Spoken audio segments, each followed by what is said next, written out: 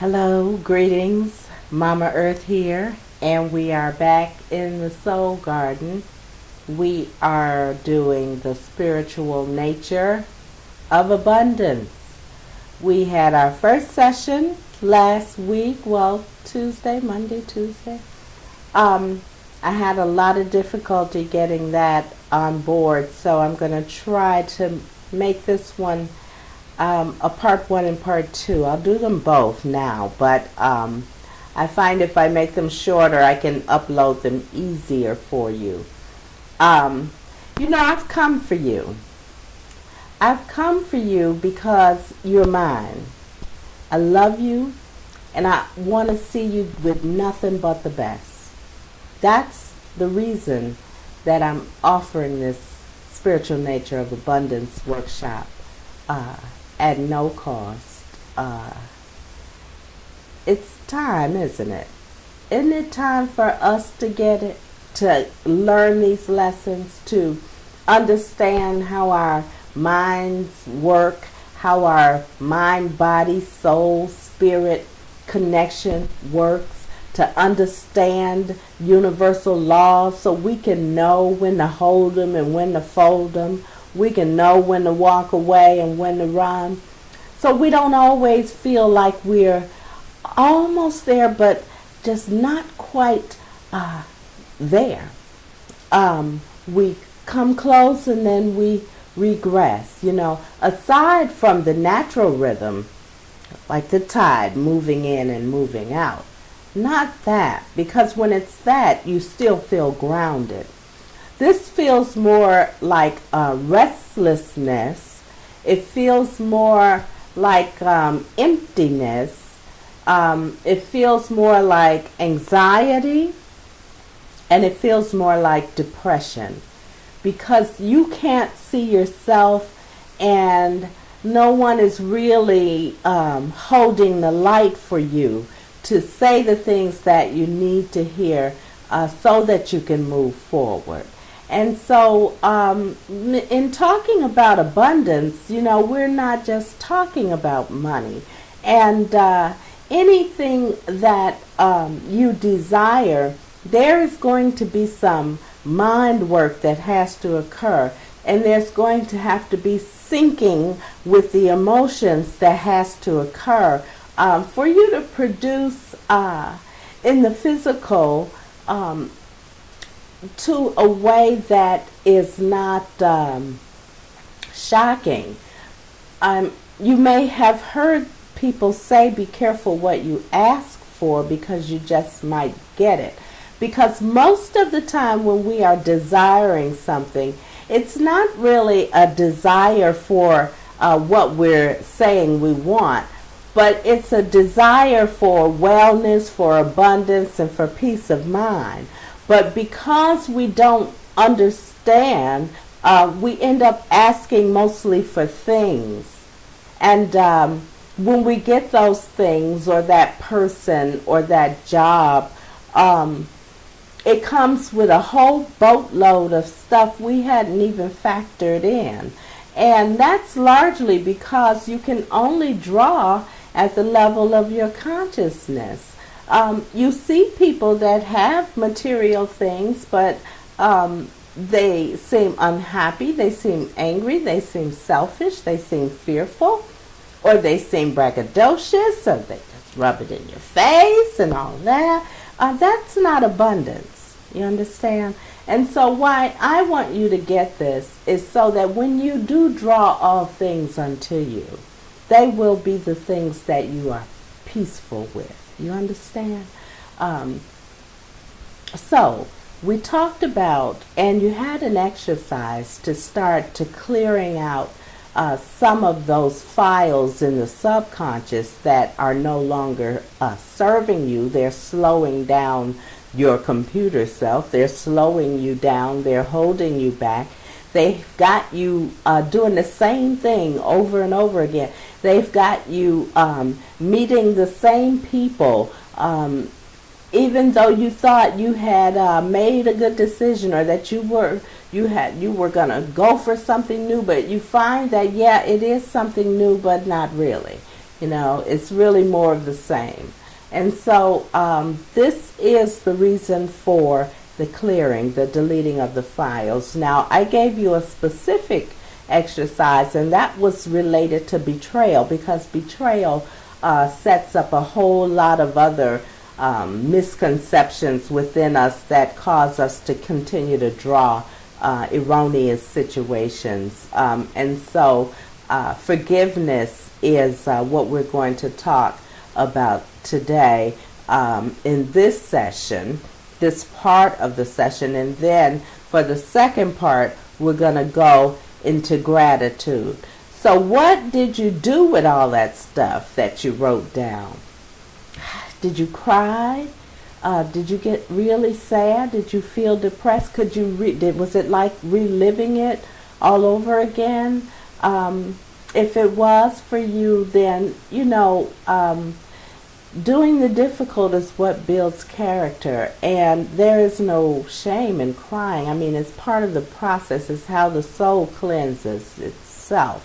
And so good for you if you were able to write it down in a way that it was so real for you that you could feel it, because you're going to release it. You don't have to feel it anymore. Now, whether you were talking about a person, a place, or a thing, let's let it go. Let's forgive it.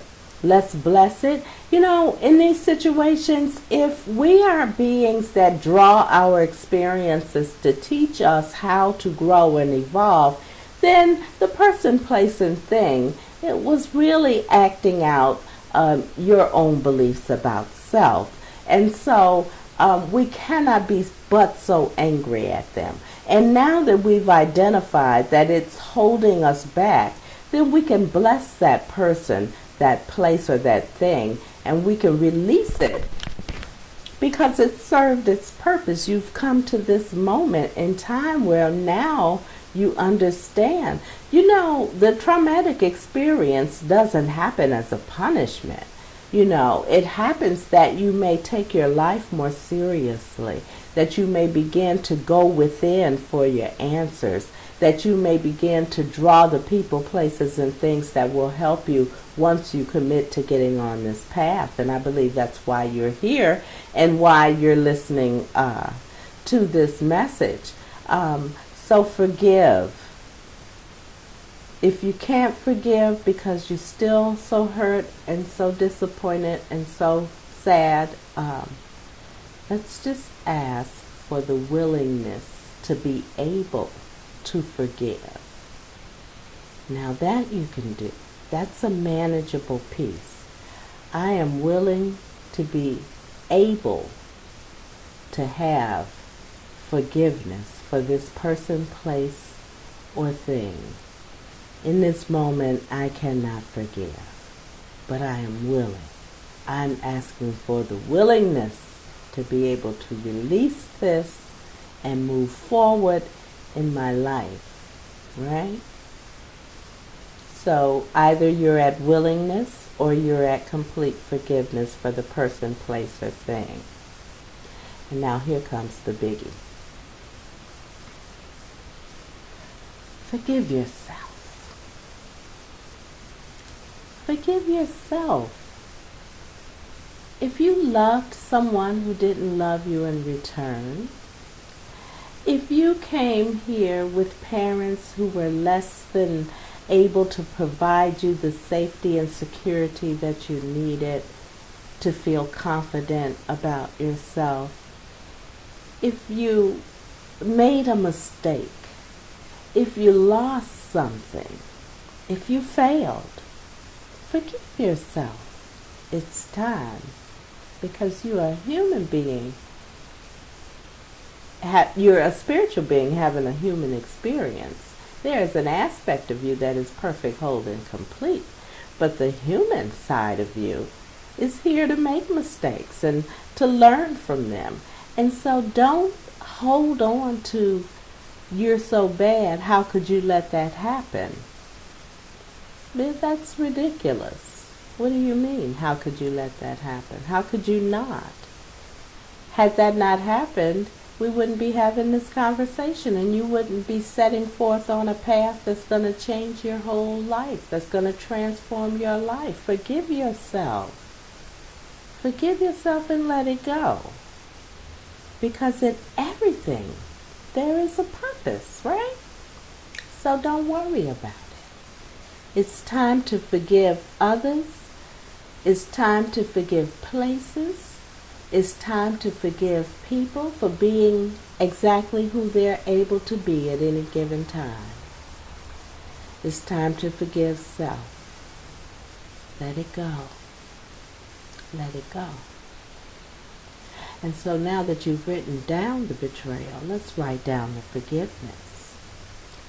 I forgive such and such a person for this, and this. I release them to the universe and I go free.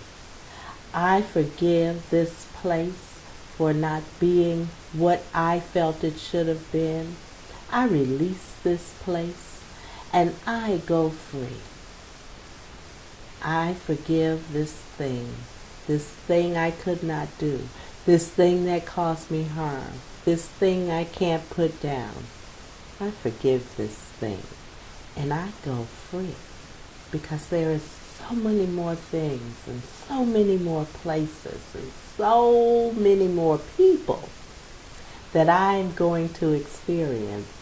I no longer have time to spend whining, complaining, commiserating, and being angry and afraid.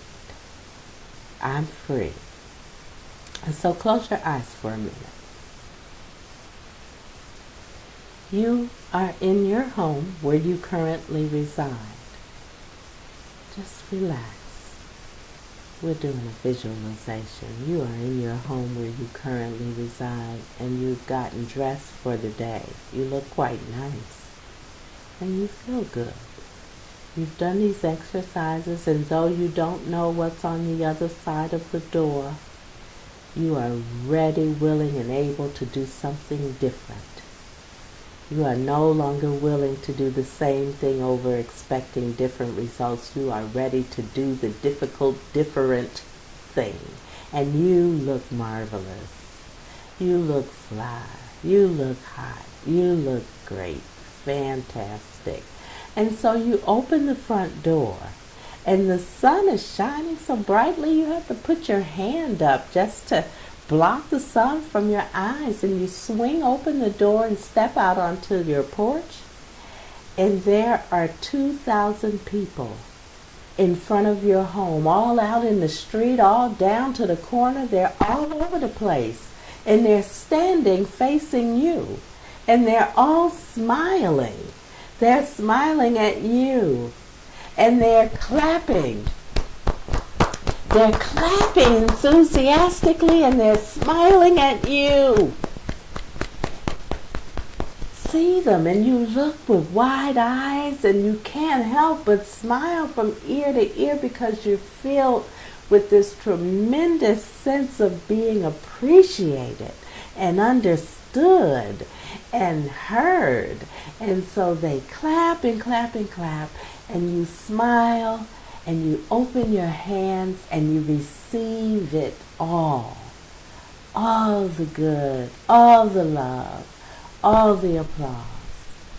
And then slowly the applause begins to fade away, and the people began to disappear. But the joy remains. And there you are on the threshold, about to walk into your new experience of your life, because you are gaining an understanding of the spiritual nature of abundance, and you will never, never be the same. This is Momma Earth, and you're in the Soul Garden. And I'm going to close this session now, and I'll see you back in a flash.